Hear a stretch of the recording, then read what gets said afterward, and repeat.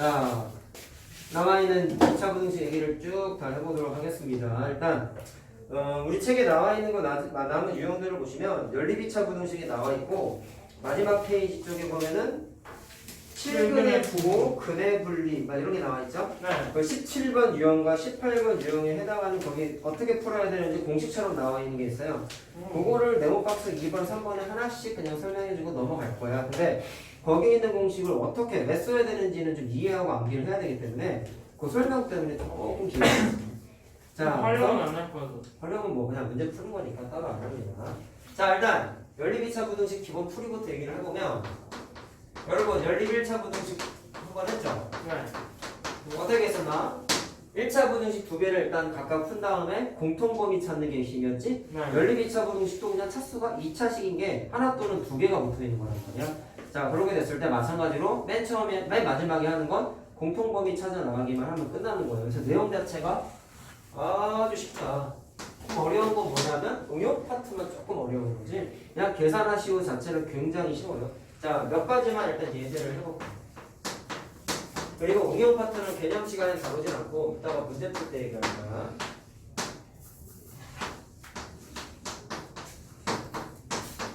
자, 이곳에 해를 구하세요 이렇게 나온 거예요. 식 두 개 있죠? 연립인 거잖아. 그러니까 연립 부등식인데 차수가 2차식이 있으니까 얘는 연립 2차 부등식이 나오고 부르겠다는 거예요. 자, 어렵지 않은 거 뭐겠어? 하나하나 풀면 끝나거든.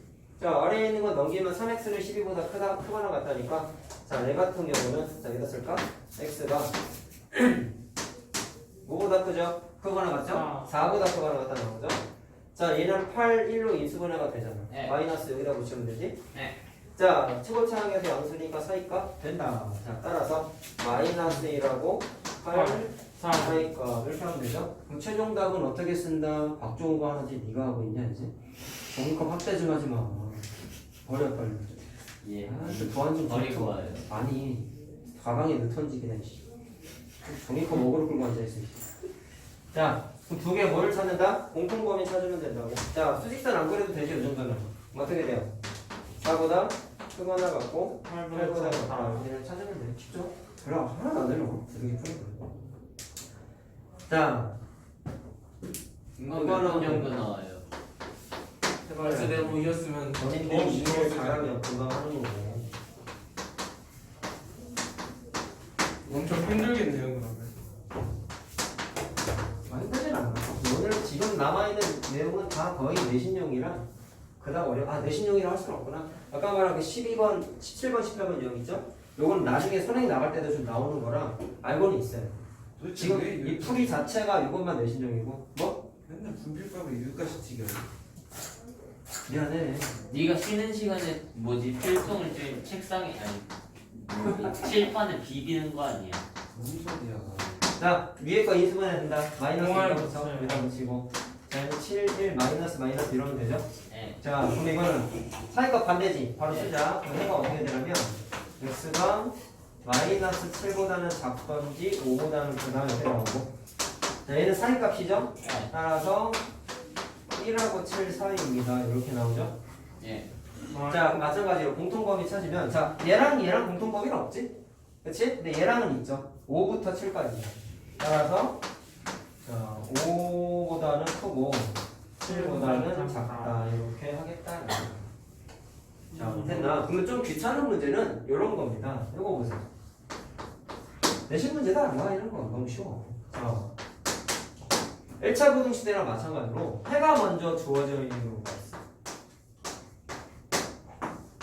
지금 딱 두 문제를 풀어보니까 어쨌든 얘들 연립구조니까 공통범위 찾아 나와야 된다는 건 이미 알아챘거든. 이 녀석의 해가 자, 요게 나왔대. 1하고 2 사이인데 한쪽에만 들어오고 있다. 자, 3보다는 크거나 같고 4보다는 작다. 이렇게 이게 해래. 그랬을 때 저기 있는 A랑 B를 찾으세요 라고 했어요.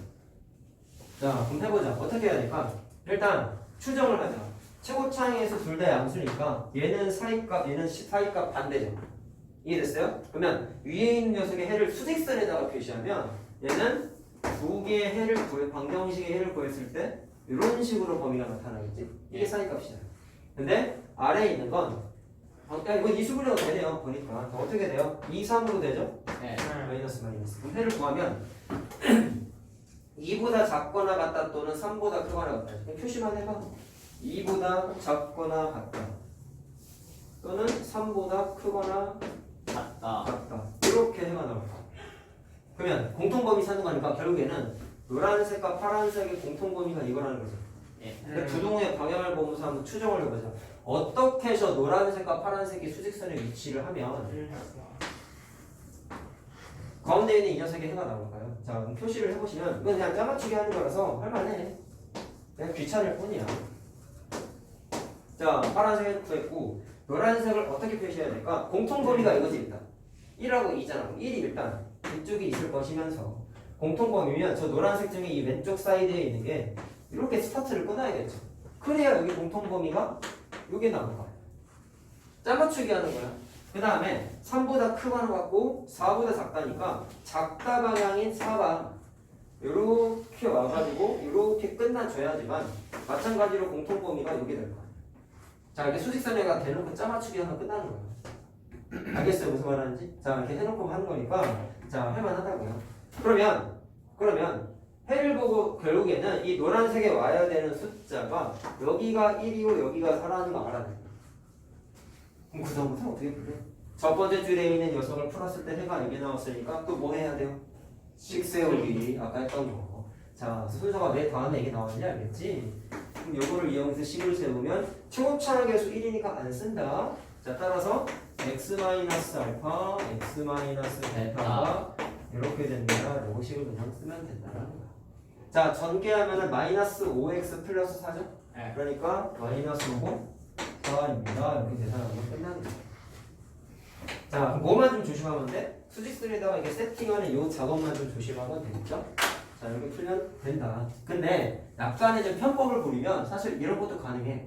우리가 지금까지 부등식을 풀면서 여기 있는 숫자들이 첫 번째 식의 해고 두 번째 식의 해잖아. 이것도 마찬가지로 첫 번째 식, 두 번째 식의 해인데 이게 다 저기 써 있는 모든 숫자들, 부등식의 해를 나타내는 숫자들은 기본적으로 뭐라고 알고 있어? 방정식의 해죠? 방정 이런 거야. 이거 는 0 풀면 x는 마이너스 7 또는 5 나오잖아. 그렇지? 심지어 이것도 는 0 풀면은 x는 4 나오잖아. 그게 다 여기 있는 숫자들이잖아. 그럼 요거를 약간 좀 역이용을 하면 아주 편법은 아니야. 개념적으로 쓰는 거라서 여기 있는 1, 2, 3, 4가 다 뭐라고 생각하면 되냐면 각각의 방정식의 해라고 생각해도 돼. 근데 여기 있는 건 이미 칙에 다 주어져 있었기 때문에 이거 방정식의 해가 뭐예요? 2 또는 3이잖아. 2 여기 있지. 3 여기 있지. 그럼 남은 숫자인 2라고 4가 반드시 누구의 해가 돼야 되냐면 첫 번째 줄에 있는 이 녀석의 해가 돼야 돼요. 그렇기 때문에 2라고 4를 이용해서 방정식 식 세우기 또는 지금 고등과정이죠. 두 방정식의 해를 알면 고등과정에서는 고민할 것도 없이 근각계수하겠으라고 했었다. 그래서 두 분의 합과 곱공식을 써가지고 A, B를 찾아도 되기는 돼요. 알겠어요? 두 분의 합공식 뭐였어? 마이너스 A분의 B지? 마이너스 A였죠? 마이너스 A죠 그러면? 마이너스 A가 1 더하기 4와 같으니까 A가 마이너스 1 나오잖아. 말로 할게. 그 다음에 두 분의 곱공식은 A분의 C였다? 그럼 B죠? 이 식에서는 그럼 두 개를 곱하면 4잖아. 그럼 B가 얼마야? 4가 돼야 되겠지. 곱해서 4, 곱해서 4. 그래가지고 4입니다. 이렇게 해도 돼요. 그리고 또 다른 근거는 방정식의 해인데 아까 식에 보시면 이 식에서만 가능한 건데 얘가 지금 얘가 등호가 있었고요. 얘가 등호가 지금 없었죠. 그럼 부등식의 해는 무조건 문제에 해 등호가 있으면 답에도 등호가 있었고 얘는 등호 없잖아. 근데 얘는 등호가 있으니까 답에도 등호가 있었단 말이야. 그럼 해를 보니까 추정할 수 있는 게 등호가 있는 쪽 등호가 있는 쪽에 있는 숫자가 얘랑 우리 예전에 1차 부등식 같은 거 할 때 엄마 아빠 관계 얘기했던 거 기억나냐? 얘네들이 부부야 부부. 아, 맞다. 네, 맞아요. 이런 거 있었잖아 얘들아. 이사 가는 거. 그래. 이혼. 이런 거 계산할 때 어떻게 했어? 부등호 처리할 거 어떻게 했어? 기억나? 얘랑 더해서 0 쓰고 네. 이렇게 부부라고 그랬지. 네, 맞아요. 근데 한쪽이라도 등호가 없으면 답에도 등호가 없다. 기억나요? 네. 마이너스일 때는 어떻게 했어? 이렇게 빼가지고 내렸었었죠. 네, 맞아요. 그랬을 때 얘네랑 부부이기 때문에 부등호 처리도 얘랑 계산하는 거였단 말이야. 근데 둘 다 등호가 있을 때에만 답에도 등호를 쓴다고 했었지. 기억나니? 물론 이거 계산한 거는 마이너스 4가 돼야 돼. 기억나? 그럼 똑같은 거야. 똑같은 거야. 부등식에 봤을 때 이 옆에 있는 등호가 있어. 3 옆에 있는 게 등호가 있어. 그럼 반대로 1 옆에 있는 거가 4 옆에 있는 거 등호가 없지. 여기에 있는 이 녀석의 출처는 무조건 등호가 없는 이 식에서 나왔구나라고 그냥 직관적으로 추정해도 돼. 똑같은 거야. 지금 말한 거 다 지워버리고 1하고 4가 이 부등식에 연관성이 있는 숫자구나 라고 판단해서 풀어도 상관이 없어요. 알겠죠? 방정식의 개념을 써가지고 해도 되는 거고 근데 원칙적인 풀이는 선생님처럼 그림을 쓸 거예요.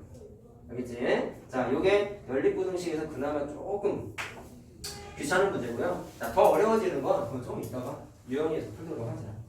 자, 이거는 별 내용이 없어. 근데 남아있는 게 아까 말한 그 유형 2개 있죠? 니네 책도 그냥 펴봐라. 17번 유형이랑 18번 유형 펴봐라. 요 2개는 풍산제는 없어. 우리 요 라센에만 있다.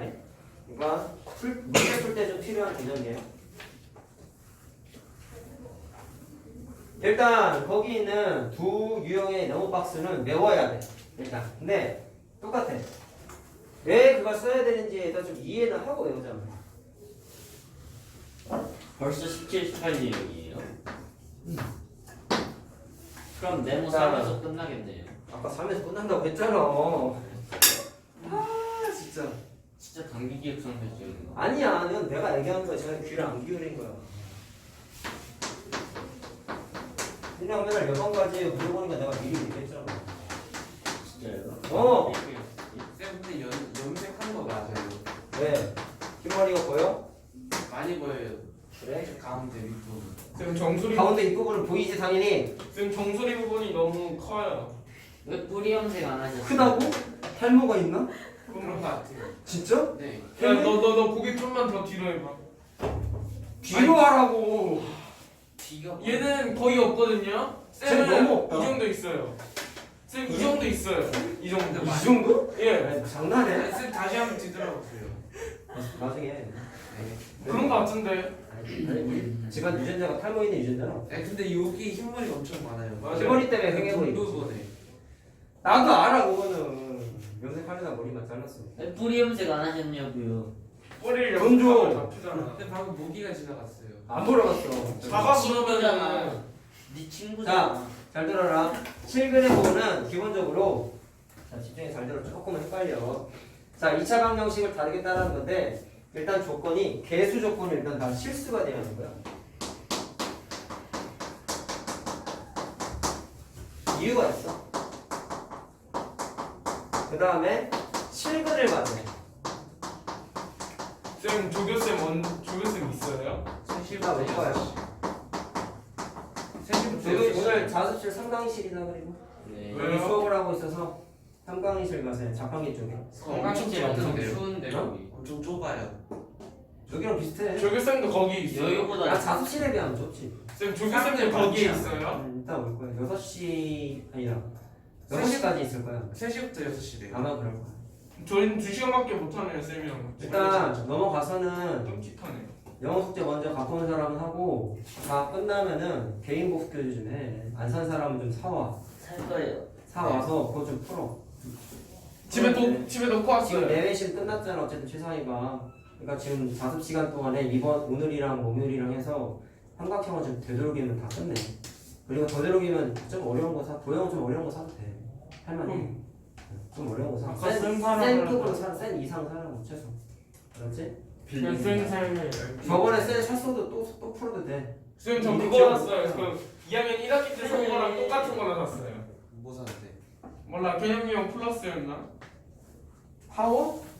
네. 파워는 저 네가 푼 거 아니야? 네 제가 그거 풀고. 어려운 거잖아 살짝. 근데 그거 뭐였지? 그거는 다른 거. 아니 개념 플러스 유형 탑이요. 개념 플러스 유형 탑. 근데 파워는 오타가 너무 많아요. 그게 만들어진 지 얼마 안 돼서 그럴 거야. 그게 제가 푼다면 답지 있는 건 그렇죠. 달라가지고. 자 보자. 잘 들어라. 자 공식은 외우시는데 공식만 외워서 푸는 거는 좀 아쉬운 부분이 많이 있어. 그래서 왜 그렇게 되는지 꼭 이해를 해야 되기 때문에 설명을 드릴게요. 자 아까 말씀드린 대로 양의 실수를 가질 때 근이 실근일 때 쓸 수 있다고 했잖아. 자, 이런 경우일 때, 자, 따져야 되는 건, 자, 세 가지가 나와 있지, 책에? 자, 네. 첫 번째 뭐 나와 있냐면, 판별. 안 나와 있어요. 아니, 그 네모박스에 써있잖아. 두 분이 모두 뭐라고 써있냐? 판별. 양수이다라고 써있죠? 아까 책 집어넣었어요. 자, 첫 번째 따져야 되는 건, 일단, 실근이 존재한다고 했기 때문에 판별식 먼저 따지는 거예요. 그래서 판별식이, 잘 들어라, 0보다 크다가 아니야. 이건 말장난에 속아서 애들이 많이 틀리는데, 두 근이라고 했지 서로 다른 두 근이라고 써있지 않아. 그거나 같다. 두 근하고 서로 다른 두 근은 다르다. 알았냐? 그래서 그거 써야 돼. 두 근이라는 얘기는 중근 포함이야. 근데 문제를 보다 보면 서로 다른 두 근이라고 써있는 경우도 있어. 그때는 이거 지워야지. 알겠죠? 자, 다시 한번 얘기하면 중근은 애들이 헷갈려하는 거. 중근은 해가 한 개다. 틀린 거죠. 종류가 한 개고 개수는 두 개라고 얘기했었다. 조심해야 돼. 자, 그렇기 때문에 두 근인 건 그냥 중근 포함이야. 알겠지? 그럼 중근은 판별식이 0이다 포함이잖아. 이거 조심해야 돼. 이래도 그냥 0보다 크다 이런다니. 자, 그 다음에 두 번째 따져야 되는 건 두 실근이 일반적으로 두 개 있다, 두 종류가 있다고 생각하고 봤을 때 도를 따지는 거잖아. 그럼 두 개를 편의상 알파랑 베타라고 했을 때, 야, 생각해봐. 숫자 개념이야. 양수인 실근 두 개를 갖는데, 그럼 두 개 더하면 부호가 어떻게 돼? 양수죠? 근데 두 근의 합을 해보니까 떠오르는 게 근각의 조약이잖아. 2차 방정식에서, 자, 무조건 안 썼구나. 자, 2차 방정식에서 두 근의 합공식은 아까 얘기했죠? 마이너스 a분의 b지? 그게 뭐가 돼야 된다? 0보다 무조건 커야 되지. 둘 다 양수니 무조건 만족해야 되는 거야. 그러면 두 근의 곱도 따져야 돼. 왜냐면 두 개를 더해서 양수라고 해서 무조건 알파 베타가 둘 다 양수야? 아닐 수도 있죠. 0, 1 이럴 수도 있잖아. 마이너스 1, 2 이럴 수도 있잖아. 그러니까 두 근의 곱까지 다 따져야 돼. 자, 그럼 곱공식은 a분의 c였죠? 자, 그건 뭐가 돼야 돼? 마찬가지로 0보다 커야 돼. 자, 그럼 똑같은 얘기를 할게. 가운데 거를 안 따지고 얘를 먼저 얘만 하게 되면 어떻게 돼? 두 개 곱해서 양수라고 무조건 두 개 다 양수야? 음수일 수도 있잖아. 무슨 말 하는지 알겠어요? 그러니까 얘네 두 개는 한꺼번에 다 따져야 돼. 어느 하나라도 안 하면 안 되는 거야. 무슨 말 하는지 알겠지? 그러니까 세 개 다 따드셔야 돼요. 하나라도 빼먹으면 안 됩니다. 자, 그러면 가볍게 그냥 얘기를 하나. 얘네가 좀 도형을 좋아하면 뒷단원부터는 오히려 니네랑 맞을 수도 있어. 왜냐면 고등학교 문제인데 중학교 개념으로 풀 수 있는 문제가 꽤 많아요. 그것도 설명을 해줄 거고 나중에 시험 보게 됐을 때 중학교 시선으로 푸는 것도 정답으로 인정할 거야. 선생님. 고등학교 때 심지어 난 그걸 권장해. 중학교 풀이 같이 쓰는 거 권장해 나는. 왜냐면 고등학교 풀이가 좀 더 고차원적인 거잖아. 어떻게 보면은. 그렇다고 중학교 걸 무시하자는 얘기는 아니기 때문에 어떤 문제는 그냥 중학교 걸로 빨리 풀어도 되는 문제들이 있어. 그걸 내가 니네들한테 권장을 적극적으로 할 거야. 내가 아까 말했잖아. 중학교 2학년 도형이 제일 많다고. 3학년 것도 있다 물론. 3학년 도형 기억나니? 원주가. 피타고라 닮은 피타사 2학년 거야. 원주. 원의 성질 삼각비 기억나냐? 닮음이랑 피타가 2학년 거라고요? 겨울방학 때 삼각비다라는 말하니까. 피타가 2학년 거라고. 겨울방학 때 했잖아. 니네 이번 내신교재 피타도 들어가. 2학년 2학기예요? 어. 맞아요. 교과서마다 달라. 피타가 삼각형에 있는 학교도 있고 사각형에 있는 학교도 있고. 쌤인데 닮음에 아까 있는 제가 학교도 그 있고. 피타 문제 쌤한테 물어봤는데 처음에 쌤이 그거 3학년 거라면요. 선생님 까먹고. 제곱근이 3학년 거라고. 제곱근으로 푸는 거야. 어쩌라고. 자, 몇 번? 자, 두 군이 모두 양수래요. 쌤이 피타라고 하셨어요. 그럼요. 양수이기 위한 K의 범위 찾으세요. 자, 그럼 위에 있는 거는 그대로 대입하면 돼. 그럼 첫 번째 뭐 해야 되겠어? 판별식, 짝수 판별식 되죠? 다 하는 거야. 자, 그럼 절반에 되고 마이너스 AC니까 이렇게 되지. 자, 그게 부호가 어떻게 돼야 된다고? 두 근이니까 중근 포함이라는 거야. 자, 0보다 크거나 같다. 여기 C 쓰면 되겠죠? 자, 그럼 2차 부등식, 2차 부등식 아니네. K 조금 날라가지? 네. 그러니까 이게 1차 부등식이야. 두 번째, 뭐 해야 돼? 두 번의 합공식. 마이너스 A분의 B니까 2 k-1이 부호가 뭐가 돼야 된다? 0보다 크다. 됐니? 세 번째 뭐 해야 돼? 두분의 곱공식 a분의 c 그러면 k제곱 마이너스 k 마이너스 2가 마찬가지로 0보다 크다. 그럼 얘도 2차 부등식이죠. 얘는. 예. 자 그래서 세 가지를 다 따져야 된다고 했기 때문에 첫 번째, 두 번째, 세 번째에 뭐를 하면 되냐? 공통범위 찾아야 돼. 알겠죠? 그럼 왜 이게 연립부등식이 나왔는지 알겠죠? 세 개의 식의 공통범위니까 아까 두 식의 공통범위가 연립부등식의 해라고 얘기했던 거랑 일치하지 내용 자체가. 그래서 유형상 여기 나오는 거야. 자 됐나? 공통범위 따지는 거라고. 계산은 따로 안 해준다. 그냥 답만 써줄 건데 너네들이 집에서 꼭 답을 내봐. 알았죠? 그냥 답 적어놓고 넘어가지 마라. 공부 못한다 그러면. 계산적인 거거든. 내가 계산한 건 답이 이렇게 나왔어. 세 개 공통범위 내고 꼭 한번 계산해 보라고. 알겠죠? 자, 그 다음 두근이 이번엔 음수인 것도 있어요.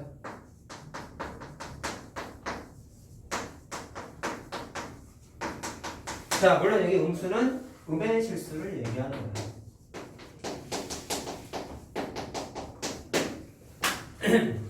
자, 얘도 세 가지를 따진다.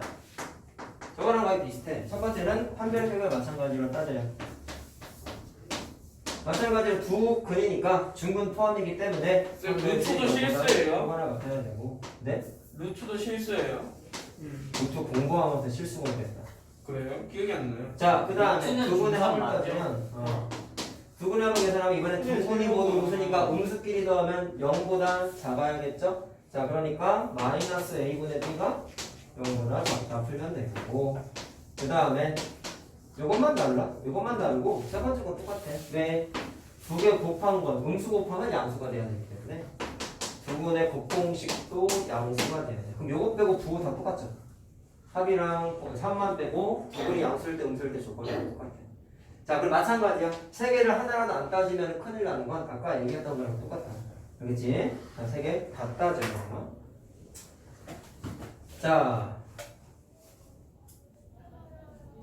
그러면 요거는 이따가 예제로 대체하자. 자, 세 번째 거죠. 자, 조금 신경 써야 되는 게 거기 책에 보시면 두 군의 부호가 다르다는 하나밖에 안 써 있어.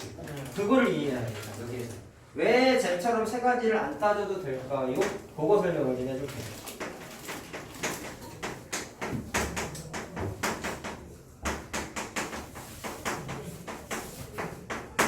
자, 부호가 다르다는 얘기는 다른 뜻으로 뭐라고 하실 겁니다. 부호가 반대다. 하나는 양수고 하나는 음수가 음수다. 하는 거야. 자, 그러면 똑같이 한번 해볼게요. 얘들아, 잘 봐. 그럼 이거는 이따가 문제 풀어보시면 지금 세 번째 들어가기까지 했죠? 이 세 개만 있지 않고 변형된 조건들이 하나씩 있어. 근데 그걸 하나하나 다 문제별로 암기해서 푸는 문제가 아니라 그때마다 따져나가서 풀어야 돼. 그래서 여기 있는 유형이 사실은 조금 귀찮아. 근데 어렵지는 않아. 이따 설명을 해줄 거야. 경우에서보다 귀찮아요. 훨씬 편해요. 두 분의 부호가 다르면 일단 잘 봐. 똑같은 생각했겠지. 일단 두 근이니까 두 실근이 존재해야 되니까 판별식이 0보다 크거나 같아야 돼. 맞죠? 그 다음에 두 번째 양수 음수야. 그러면 두 근의 합을 따져보고 싶다? 정답은 뭘까요? 부호. 같다. 양수일까요? 음수일까요? 아니면 0일까요? 정답은? 모르죠. 모르죠. 부호만 다르다는 거밖에 몰라. 네. 2 더하기 마이너스 1인지 마이너스 2 더하기 1인지 마이너스 2 더하기 마이너스 2인지 마이너스 2 더하기 플러스 1인지 모르잖아. 무슨 말 하는지 알겠어? 그러면 부호만 다르다는 거는 얘가 부호를 알 수가 없어. 얘는 요 조건에는 안 따져도 돼. 그러면 세 번째 거 생각해. 두 분의 곱을 계산해. 야, 그럼 얘는 부호가 되는 양수 곱하기 음수의 형태니까 무조건 음수지. 그럼 얘는 헷갈리는 거 없죠? 명확하죠? 그러니까 얘는 따져. 얘는 따져. 그럼 선생님 얘는 얘 빼고 두 개 따지면 되네요? 결론이 나왔죠? 근데 책엔 이게 없지. 이거만 있지. 그거 이해해보자. 왜 이걸 안 따져야 될까? 제가 판별식 공식이 이거죠. 예예예 그렇습니다. 그럼 원래 또 썼던 거에 따르면 이거라는 거지. 그렇지? 근데 제가 이거를 해석을 좀 해보자. 숫자 개념이야. A분의 C가 0보다 작다는 얘기는 A하고 C의 뭐가 다른 거야? 부호가 부호가 다른 거지. 그럼 이거를 다시 쓰면은 A 곱하기 C가 0보다 작다라고 해도 되지 않냐? 이것도 부호가 다르다잖아. 물론 계산은 어떻게? 양변에다가 A제곱을 곱하면 돼. 선생님 A를 곱하면 어떻게 되나요? 부호가 바뀌어요. C가 모르죠. 네. 최고차의 개수가 양수인지 그렇네. 음수인지 모르잖아. 그치? 근데 A 제곱을 곱하면 일단 2차 방정식이니까 A는 절대로 0이 아니지. 그럼 제곱한 건 무조건 양수지. 그러니까 양변에 양수를 곱하면 부동호가 안 바뀐다고. 원래 수학적인 계산은 이렇게 해야 돼. 근데 지금 직관적으로 니네가 중학교 1학년 때 문자식의 계산 공부했을 때 얘나 부호가 다르다라고 이미 직관적으로 공부를 했잖아. 부호가 다르다. 그러니까 바꿔도 상관이 없다고. 계산은 이렇게 하는 거고. 자, 이해됐죠? 됐나? 그러면 이걸 왜 바꿨냐면 A 곱하기 C가 여기도 있잖아. 잘 봐. B도 실수고 A도 실수고 C도 실수야. 그러면 B 제곱만 놓고 봤을 때는 양수예요. B는 잘 들어. B는 0이 돼도 상관없잖아. 에이, 그러니까 얘는 0이나 양보다 크거나 양수예요. 같아야죠. 근데 뒤에 A 곱하기 C가 음수래. 자, 누가 음수래? 얘가 음수래. 근데 마이너스 앞에다가 4를 마이너스 곱하니까 4를 곱했어. 양수예요. 그렇지. 요거는 그러면 무조건 양수지. 근데 0보다 그러면 크거나 0보다 같은 크거나 같은 수에 거에다가 양수를 더하면은 그렇지, 무조건 양수를 양수가 했으니까. 나올 수밖에 없어요. 그러면 좌변은 무조건 양수죠. 네. 숫자 개념인 거 알겠어요? 그럼 얘는 이 조건을 만족하면 이걸 여기다가 대입했을 때 판별식 자체가 물론 0은 안 돼. 근데 무조건 양수를 양수는 만족하는. 야, 니네 부등식 개념이 어때? 크거나 같다면 둘 중에 하나만 만족하면 되는 거 아니야? 둘 다 만족하는 게 아니잖아. 그렇기 때문에 이거를 그게 만족하면 생기겠네요. 무조건 안 생겨 사실은. 무조건 0보다 크다가 만들어지죠. 자, 그럼 과정 잘 봐. 세 번째 조건인 두근의 곱공식을 만족하는 공간을 찾아냈으면 그것만 찾아내면 얘는 할 것도 없이 볼 것도 없이 무조건 성립해. 자, 요게 선생님이 얘기해주고 싶었던 거야. 요게 만족하면 위에 거는 100% 성립한다. 자, 그럼 결론. 이거 할 필요 있다 없다? 없어요. 얘만 하면 돼. 그래서 그 책에 이거 한 줄만 나와요. 자세한 설명이 안 나와있잖아. 왜 이것만 나와있는지 설명 안 나와있잖아. 아니 그럼 그냥 외워서 하면 뭔 재미가 있나. 왜 두 개 왜 빠졌나 알아야 되지 않겠냐고. 다음 것도 똑같아. 그렇지? 그러니까 설명해 주는 거란 말이야. 결론. 두근의 부호가 다를 때 뭐만 따지겠다. 두근의 곱공식만 쓰면 끝. 됐니? 자, 그러면 이건 연습 한번 해볼까? 자, 저 문제 갔다 오면 또 할게요. 자, 저거. 문제 똑같아. 얘 한 번 더 써드리는. 그렇지? 아, 또 쓰라고요? 한 줄 이거 문제 하나 더 쓰라고. 얘가 샷건 쳤어요 벽에다가. 쓰는 게 뭐 힘들어. 자, 다른 봤어요. 얘기할까? 계산해놓는 걸 하는 게 편하잖아. 잘 봐. 그럼 두 분의 자, 저 문제 저기 밑에다가 쓰면 안 돼요? 순서대로 써 진짜야. 자, 두 아니 이렇게 써. 이거 한 번 다 쓰고 이거 하나 쓰고 첫 번째 뭐 어떤 거라는 1번 부호가 두 분이 모두 양수이다. 2번 두 분의 부호가 다르다. 이렇게 써. 그러니까 그렇게 쓴다니까요. 그렇게 해 그러면. 네. 내지도 않는 것들이 참 많은 거야. 자, 쌤이 놀러 간 사람 제외라고 해가지고 놀러 가서 못 내는 사람, 학원에 수업을 참여를 못하는 사람, 그것도 저번 시간에 얘기했어. 그리고 기억이 안 납니다. 전형적인 범죄자의 발언이 나지 않습니다. 술에 취해서. 아, 저는 심신미약 상태였기 때문에. 자, 두 분의 부호가 다르기 위한 조건. 저거다 저거. 자, K 문자죠. 자, 뭐만 따지면 되는데 어디 갔어? 이거만 따지면 되는 거야. 두 분의 곱공식. 자, 따라서 K 이거 한 번 더 쓰지.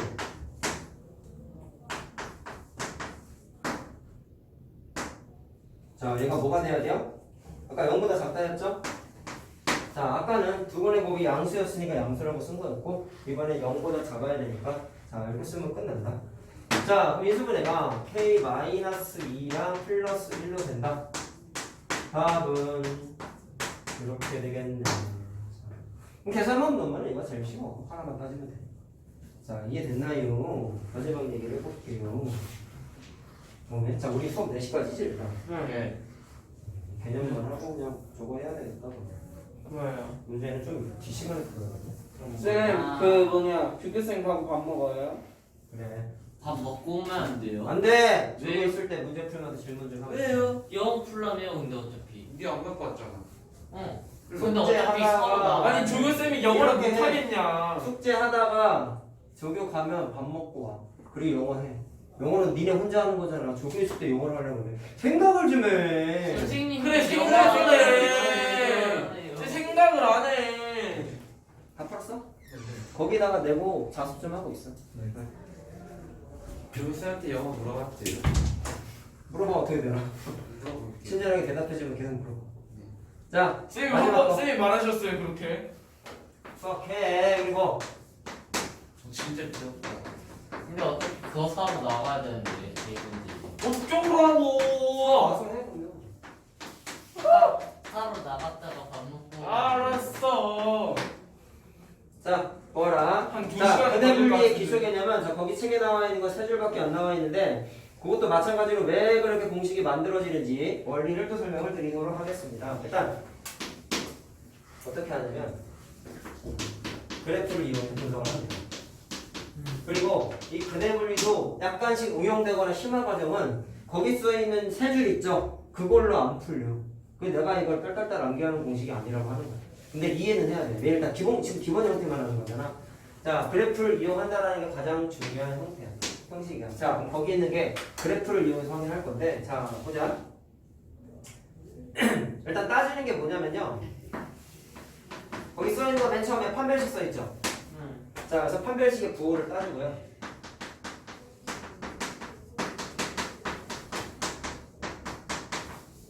색깔 구분을 안 하는 거는 아까 거보다 중요하지 않아서요. 그렇지? 다음 거부터 중요한 거야. 자, 두 번째는 이걸 또 쓸 거야. 그리고 축의 위치를 따져. 거기 보면 마이너스 2a분의 b라고 써 있죠. 그게 축의 방정식 공식이었죠. 이차 함수에서. 자, 그래서 축의 위치를 따져. 자, 그 다음에 책에 보면 뭐야? 함수값처럼 f 뭐식이 써 있는 거 보여? 자, 그거를 유식하게 수학적으로 뭐라 그러냐면 경계값이라고 그래. 경계점의 함수값 줄여서 경계값이라고 해.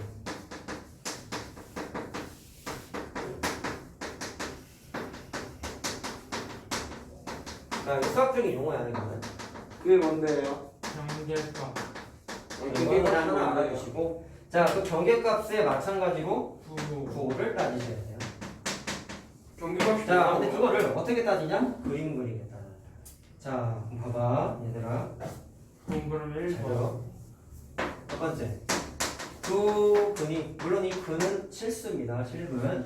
뭐가 날아다니는 것 같은데. 그러니까요 말했잖아요. 맞아요. 벌레 팔이야? 날라다녀요 방금 내가 준석이 보고 친구가 날라다녀요 자, 두 분이 모두 네 친구잖아. 크다 네 친구잖아. 친구잖아. 둘다 친구 친구예요. 없어요 벌레랑 친구할 땐 친구가 없겠다.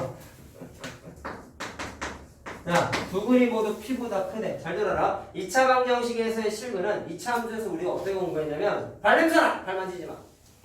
똑바로 앉아. 발에 사막이 신발 신어. 났단 말이에요. 자꾸 아까부터 발바닥 만지고 있어. 냄새나게. 발에 사막이 났단 말이에요. 안 불러갔어. 똑바로 앉아. 손손.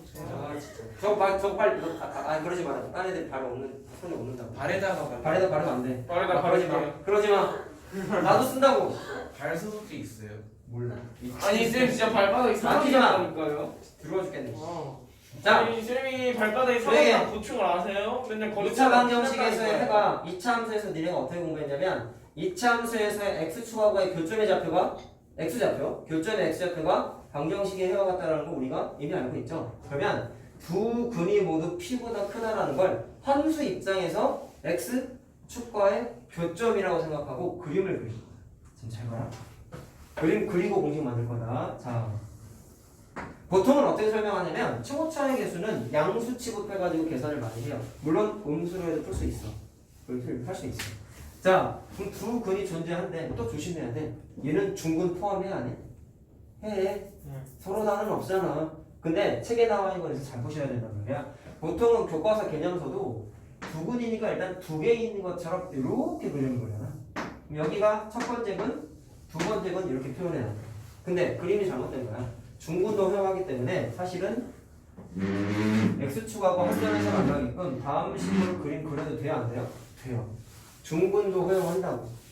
이해했지? 무슨 말 하는지? 자, 이거 그려주는 이유가 있어. 자, 그리고 두근이 특정 값 P보다 크대. 자, 그럼 두근 존재하죠? 여기 존재하죠? 근데 어떤 숫자 P보다 얘네들이 커야 되니까 P라는 숫자는 알파, 베타보다는 좀 왼쪽에 찍혀야 되겠지. 그게 P가 여기 있어라고 이렇게 쓴 거예요. 자, 현재처럼 알파, 베타가 위치하면 두근이 P보다 큰 거 맞네? 그럼 저거를 표현하는 식을 이렇게 만들어낼 건데 첫 번째, 잘 봐라. 이거 보면서 해. 판별식을 따질 거야. 야, 이것도 똑같아. 판별식을 따졌을 때, 아, 두근이니까 판별식 0보다 커야 되네. 이러면 돼요, 안 돼요? 안 돼요. 중근도 허용이니까 등호 여기서 넣어야 되는 거야. 알겠지? 근데 니네가 매우 책에 나와 있는 거에 등호가 다 있죠? 있는 이유가 요거 때문이다. 이 그림 때문이다. 점선, 점선. 자, 하나만 있어도 이 녀석도 P보다 크니까 문제 안 되죠.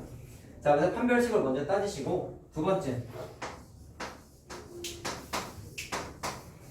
축의 위치를 보시면 점선이나 실선이나 축이 어디 위치하냐면 여기 있지.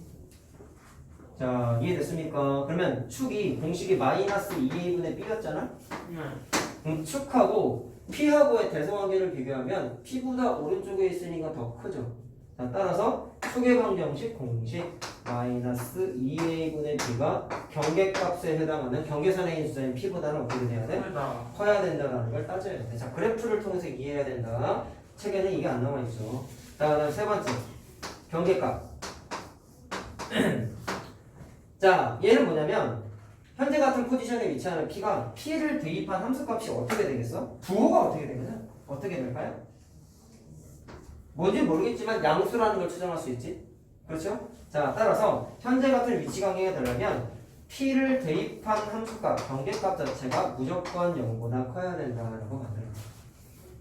자, 알겠나? 그래서 그래프를 이용해가지고 세 가지 조건을 다 찾아낸다. 자, 또 질문 한번 해볼게. 아까 실근의 부호 공식도 아까 맨 마지막 거 두근의 부호가 다르다를 떼면은 판별식부터 두근의 합, 두근의 곱공식 세 개를 다 따졌지. 아까 내가 무슨 얘기했어요? 세 개 중에 하나라도 계산하지 않으면 틀린다 그랬지. 다 써야 된다 했지. 그럼 얘도 세 개 중에 어느 하나라도 빼먹으면 무슨 일이 벌어질까? 틀려요. 당연히 틀린데 어떤 오류가 생기는지 한번 느끼고 가자. 내가 이걸 자꾸 얘기하는 건 다 써야 된다는 걸 머릿속에 좀 인지를 해야 돼. 이걸 자꾸 그냥 외워서 풀자 이렇게 되니까 나중에 시간이 좀 흐르면 까먹지. 까먹으면 기본적으로 세 개였는지부터 기억이 안 나. 알겠어요? 근데 공부할 때부터 잘못한 거야. 왜 해야 되는지에 대해서 좀 인식을 해야 된단 말이야. 자, 그거를 좀 설명을 해주려고 해. 잘 봐. 첫 번째 거를 만약에 안 따졌어. 그럼 무슨 오류가 생길까? 두 번째, 세 번째 걸 따졌어. 그러면 내가 두 번째, 세 번째 조건을 만족하는 그림을 그냥 한번 그려볼게. 그냥 이건 뭐야? 붕 떨어져. 일단 축이, 자, P가 여기 있다 쳐보자. 뭐 느낌이 올 수도 있어. P보다 축이 더 오른쪽에 있는 거지. 그럼 축이 한 여기쯤 있다라고 그림을 그렸어. 됐니? 그럼 이 조건 오케이. 그 다음에 P를 대입한 함수값이 0보다 커야 되는데, 그럼 P를 대입한 함수값이 0보다 커야 되니까 대충 그 점을 대입한 함수값 여기 있다 쳐보자. 그럼 이것만 만족하면은 두 그림 모두 P보다 크다를 성립시킬 수 있나요? 물론 여기 있는 그림처럼 자 2차 함수 그래프가 요 점을 지나가끔 이렇게 내려왔다가 올라가면 되긴 하는데 판별식을 안 따졌기 때문에 어떤 일이 벌어지냐면 하민이가 아까 말한 대로 이렇게 붕 떠있는 그림이 그릴 수도 있어. 현재 내가 그린 그림이 두 번째, 세 번째 조건을 위배했나요? 축이 P보다 오른쪽에 있죠. 만족했죠? 그 다음에 P를 대입한 함수값 양수잖아. 만족했죠? 근데 얘를 만족 못했죠. 그랬더니 무슨 일이 벌어져? 실근 자체가 없지. 두 근 자체가 없어져 버리지. 그러니까 문제가 되는 거야. 별로 판별식 따져야 돼. 자, 이해는 좀 하자 이런 거를. 그럼 그 다음에 두 번째 걸 안 따졌어? 첫 번째, 세 번째 것만 따졌어? 축이 첫 번째, 왼쪽에 세 있을 번째 것만 수도 있어요. 따졌을 때 그림을 한번 그려볼게. 자, 판별식이 0보다 크거나 같다고 성립해야 되네. 그럼 보통은 두 개일 때 많이 표현하기 때문에 두 점에서 만났다고 그릴게. 이해됐니? 그 다음에 경계값이 0보다 커야 된대. 그럼 잘 들어. P가 만약에 여기 있으면 어떻게 돼? 대입하면 0보다 크죠. 이해됐니? 근데 아까 내가 뭐 안 따졌다 했어. P하고 초계 방정식 위치하고 대소관계를 안 따졌대. 그럼 이거 무슨 얘기를 포함하고 있냐면 이걸 안 따지면 거꾸로 P가 얘보다 클 수도 있는 거 아니냐? 축은 여기 있어. 근데 이번에 P가 오른쪽에 왼쪽에 있는 게 아니라 오른쪽에 있을 수도 있는 거야. 심지어 같을 수도 있는 거야. 갖다 쳐보자. 여기가 축이지. 근데 여기에 P가 있어. 같은 거지 축하고 그러면. 이해됐니? 예. 그럼 무슨 일이 벌어지냐면 얘가 알파고 얘가 베타 실근에 존재하잖아. 이거 따졌으니까. 근데 문제가 두 근이 모두 P보다 커야 되는데 베타만 더 크고 알파는 작죠. 그럼 오류가 생겨야 안 생겨? 생겼지. 그럼 두 개는 만족했지만 얘 때문에 오류가 생겼죠. 그러니까 따져야 돼. 하나하나 이해하고 그냥 그냥 저거 써야 되네. 이것만 공부하고 가면 되는 거야. 알겠지? 나중 가서 이거 설명해봐. 그런 건 없어. 알았지? 이해만 하면 되는 거야. 그러면 이번에 세 번째 거는 나 세 번째 거 안 따졌어. 첫 번째, 두 번째만 만족하는 거 그림 한번 그려보자. 자, 이것도 잘 보세요. 판별식 써먹었으니까 또 뭐 두 점에서 만났다 치자. 첫 번째 거 끝. 그 다음에 두 번째 거를 성립했으면 축의 위치가 P보다 크다지. 크다. 그럼 잘 들어. 축이 더 크니까 P가 또 여기 있다고 생각할 수 있는데 잘 보세요. 이걸 안 따지면 무슨 일이 벌어지냐면 대입했을 때 경계값, 함수값이 굳이 양수가 아니어도 되는 거야. 그럼 반대로 얘기하면 0이 돼도 되고 음수가 돼도 되는 거야. 그러면 잘 봐. 예시로 P가 축보다만 왼쪽에 있으면 되잖아. 두 번째 조건 때는. 그럼 굳이 꼭 여기 있을 필요 있어? 여기 있으면 안 돼. 축보다 작죠? P가 여기 있어요. 그럼 그때는 대입했을 때 경계값이 어떻게 되니까요? 음수지. 음수가 되지. 근데 알파랑 베타는 어디 있어? 여기 있죠. 그럼 얘랑 비슷해지죠. 알파는 경계값 P보다 작고 베타만 크지. 그러니까 두 근이 모두 P보다 크다 성립해요 안 해요? 안 하죠. 그러니까 세 가지 그림을 통해서 니네가 얻을 수 있는 결론은 세 개 다 따져요. 하나라도 빼먹으면 된다 안 된다? 안 된다. 자, 라는 걸 설명하고 싶었던 거다. 자, 그래서 세 가지 물론 무조건 이제 다 따져서 풉니다. 자, 뭘 끝이요? 아니에요? 이제 하나 있어. 자, 한참이요? 지금은 첫 번째 것만 설명한 거고요. 두 번째. 자, 필기를 쭉 이어서 하시면 되겠네요. 자, 두 근이 모두 P보다 작다도 있지? 똑같다.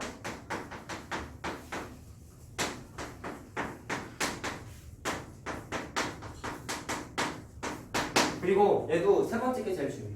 세 번째 게 뭔가 좀 다른 게 있지 않니? 조건이 몇 개 없죠? 아까도 두 분의 부호 따지는 것도 세 번째 게 뭐가 없었죠? 그것도 또 설명해 드릴 거예요. 자, 두 분이 모두 P보다 작은 것도 그림 하나 그려볼게요. 그럼 얘도 동일해. 서로 다른 두 분이면 다음과 같이 그림이 그려질 것이고 중분을 받는다면 접하게끔 이런 식으로 그려주면서 여기가 뭐 알파 이렇게 되겠네. 자, 이번에 P보다 작다이기 때문에 반대로 P가 좀 알파와 베타보다는 큰 지점인 여기쯤에 위치를 해야 된다. 자, 그럼 저거를 만족하는 세 가지 조건도 따져보면은요. 판별식 어떻게 해야 돼요? 똑같겠죠? 두 점이든지 한 점이 돼야 되니까. 두 번째는요. P. 자, 축의 위치가 어떻게 되냐면 P가 자 축은 어디 있냐면 여기 있잖아. 그럼 이번에 축이 더 작지 P보다. 따라서 부등호가 반대로 바꿔야 돼. 자, 얘가 더 이번에 P가 더 커야 돼. 자, 그림을 통해 이해하자고요. 자, 세 번째는 또 경계값 대입해 볼게. 자, 이건 똑같다. 왜 그러냐면 그래프를 보시면 P를 대입했을 때 함수값이 양수죠. 자, 그러니까 얘도 양수야. 자, 그럼 두 번째 거 빼고 똑같네 조건이. 그러니까 똑같이 책에 써 있으니까 다음과 같이 이해하시면 되고요. 자, 세 번째. 요거 좀 잘 봐라. 두변 사이에 왜 조건이 다 지워지고 하나밖에 안 써 있지? 왜 이렇게 됐을까? 아까 두 분의 부호 같은 경우는 숫자 개념을 통해서 판별식을 안 따져도 된다고 말씀드렸죠. 근데 얘는 숫자 개념이 아니라 그래프로 해석해야 돼. 제가 두근 사이에 P가 있다는 얘기는 제가 알파가 있고 베타가 있어요. 근데 여기 좀 논란이 생길 수 있는데 아까는 얘는 두 개 다 중근을 허용했지. 중근 된 다음에 그러니까 판별식이 0보다 크거나 같다 했잖아. 맞나? 근데 얘는 두근 사이야. 야 만약에 저게 중근을 가져버리면 2와 2 사이에 특정 숫자가 위치할 수 있나요? 아니요. 말도 안 되죠. 그럼 얘는 직관적으로 두근 사이가 나와 있으면 얘는 중근을 허용하지 않는다는 거를 좀 이해를 하시고 너무 당연한 거지 이해할 건덕지도 없어. 그러면 서로 다른 두근인 것처럼 해놨다. 그랬을 때 두근 사이에 P가 있으면 여기 어딘가에 P가 있는 거죠. 이해됐어요? 그럼 잘 봐. 두근 사이에 P가 있게끔 그래프를 그리면 어떤 식의 그림이 만들어지냐면 야 얘네 2차 함수 그려봤자 이거 아니면 이거 아니야. 이해됐어? 내가 지금 책에 나와 있는 게 대부분이 최고차항 계수가 양수 기준으로 서술돼 있다 했죠? 얘도 양수 기준으로 얘기할 건데 그러면 알파랑 베타는 2차 함수 입장에서는 뭐가 되는 거야? 교점? x축하고 교점이지? 그러면 잘 봐. 내려갔다가 올라가면서 다시 베타 건드려야 되는 거지. 이해됐어요? 그럼 그림을 어떻게 그려? 내려갔다가 올라가면서 베타 건드리게끔 이렇게 그려야 되겠지. 이럴 수밖에 없잖아. 2차 함수 그래프 구조가 그러니까. 그럼 잘 들어? 아까 경계값 얘기하는 거 있잖아. 경계값을 대입하면 어떻게 돼요? 부호가 어떻게 돼요? 음수죠? 아까 계속 양수였잖아. 계속 양수였다가 처음으로 음수가 나왔지. 물론 아래로 볼로 기준인 거야. 그래프 보면서 이해해야 돼. 음수가 나왔죠. 그럼 이게 의미하는 바가 뭐냐면 P 값을 대입했을 때 경계값이